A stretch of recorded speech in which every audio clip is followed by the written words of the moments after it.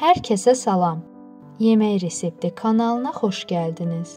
Bu videoda mən dadlı və faydalı olan vinegret salatı hazırlayacağam.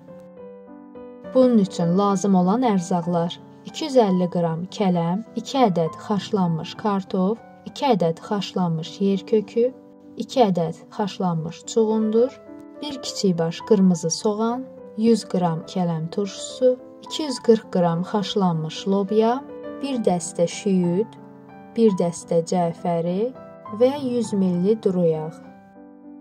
Əvvəlcə ərzaqları doğrayıram.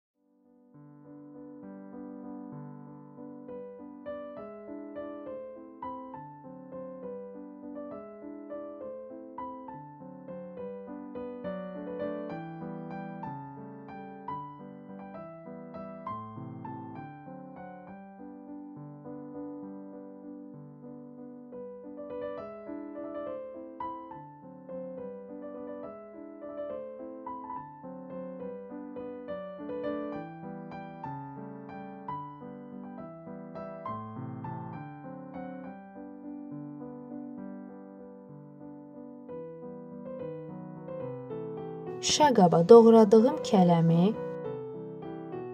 kartofu, yer kökünü, qırmızı kələm turşusunu, çuğunduru, qırmızı soğanı, lobyanı, şüyüdü, cəfərini, zövqə görə duz, qara istiot və duru yağ əlavə edib qarışdırıram.